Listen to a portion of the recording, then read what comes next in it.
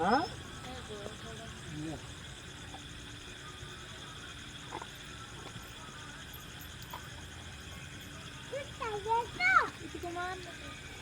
इसलिए गिर गई इसलिए दिखाया ले पूरे खवा दे